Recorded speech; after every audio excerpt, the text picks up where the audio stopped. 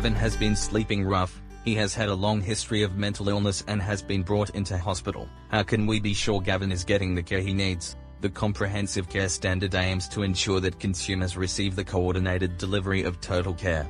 The standard covers 4 broad criteria. Clinical governance and quality improvement is organized to support comprehensive care.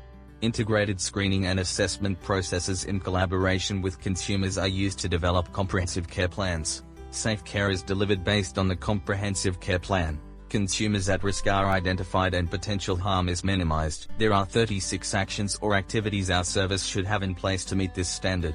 This includes specific actions around the minimization of harm from pressure injuries, falls, poor nutrition and malnutrition, cognitive impairment, unpredictable behavior, and restrictive practices. The assessors from the ACHS could ask questions about any standard or any actions. Here are some examples.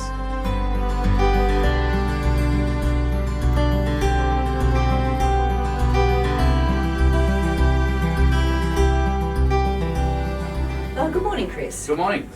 Sanitised? No, COVID-free hands here.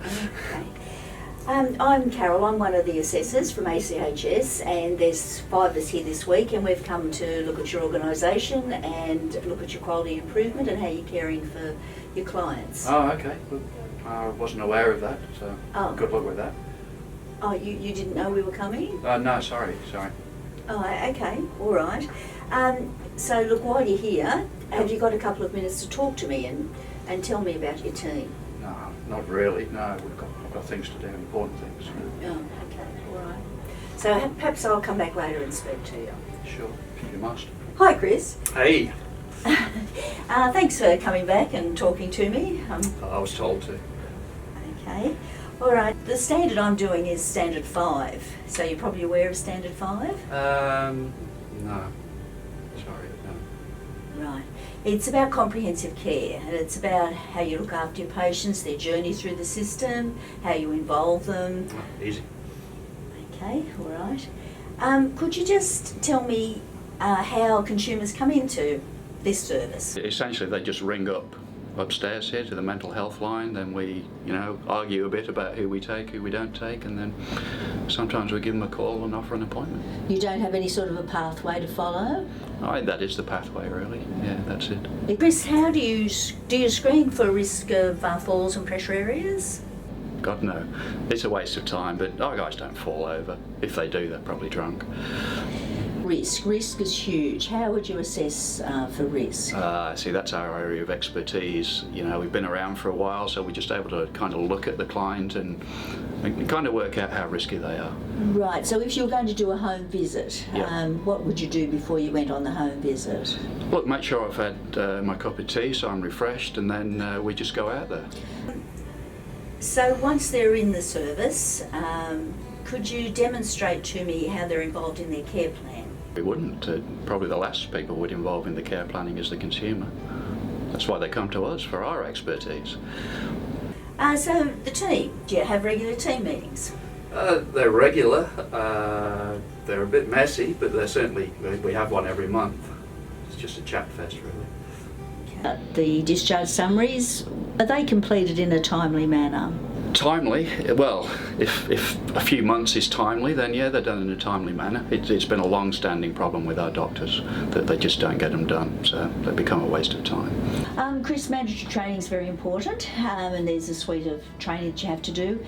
Are you up to date with your mandatory training, especially fire practical? Totally up to date. Oh, okay. The nun's given me the training records. I'll just have a look. What was your surname? Marsland.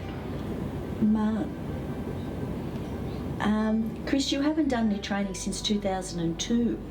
I think I have. They probably just haven't entered it. It'll be some clerical error. Oh, I see. Okay, thank you. Chris, when I was going around, I noticed your cleaning room was not really satisfactory. The bottles were unlabelled, there was mops left on the floor. We're here for a week. Do you think it'd be possible in that week to get that all cleaned up before we leave? No chance, no. We used to have a handyman, Dave, and they took him, so no chance. Well, that's unfortunate. No, you get used to it.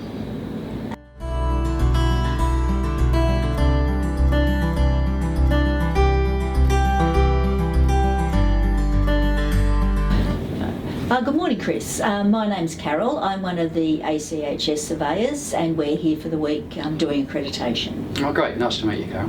Glad to have you here. Thank you very much. Look, I just want to ask you some questions about your service. Have you got a minute to spend with me to tell me about the patient's journey and what happens here? Sure, I knew you were coming, so as much time as you need. Excellent.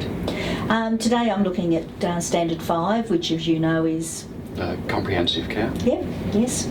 Can you just tell me how patients or consumers are admitted to the service? They come through the mental health line where they're given a triage, and then we have a good relationship with the service, and we talk about transfer of care and then talk about them in our morning meeting and allocate them. Now, when patients are admitted, do you screen them for pressure areas and falls? Look, absolutely. It's incredibly important to do that, and I can show you the records on EMR or the audits.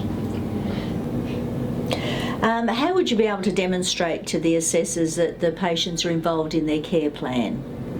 So I agree, consumer involvement is one of the most important things that we do. So we have our care plan signed so that we can show that they've been involved. But also, if you want, we have somebody you can talk to outside as well. Oh, that's excellent. After I finish talking to you, I'll definitely go out and speak to the consumer. How do you assess for risk? Okay, so probably one of the most important things we do, so for example, before we do a home visit, we have a home visit risk assessment form that we go through with the consumer and or their family, and also we do the COVID screen with them as well. And you assess for risk on admission to the service? Yes, we certainly do, and again there's a range of tools on EMR that we can utilise, which I can show you if you wish. Could you tell me the processes are in place to manage safety and quality for patients with or at risk of developing cognitive impairment? Yeah, so we have a suite of tools and resources that we have access to, and also I can let you talk to some of the clinicians who've used those tools as well to give you some more information. Now, team meetings for communication, do you have regular team meetings? We do. We have very regular meetings, and all the staff are involved, and the meetings are minuted. So it sounds like they're quite productive? They are productive, and it's a very important channel for communication across the team. Would you be able to walk me through the discharge process and just about the discharge summaries? Are they completed in a timely manner? Our discharges summaries are completed within 24 hours, and I can show you the audit results that relate to that as well. Chris, unfortunately, when I was going around, I found your cleaning point was a little bit unsatisfactory. There were bottles unmarked and mops were on the floor. We're here for a week. Do you think it'd be possible to get that fixed up in the week? It's a bit embarrassing that you found the cleaning room like that, and we will have it fixed before you leave.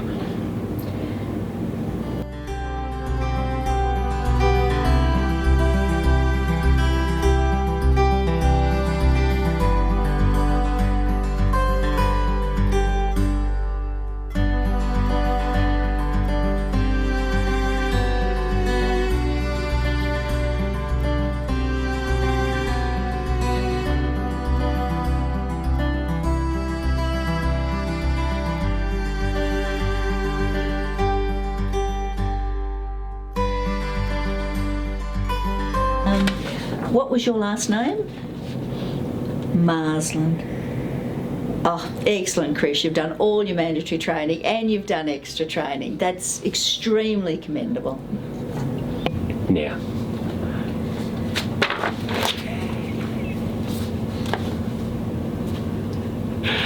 All right.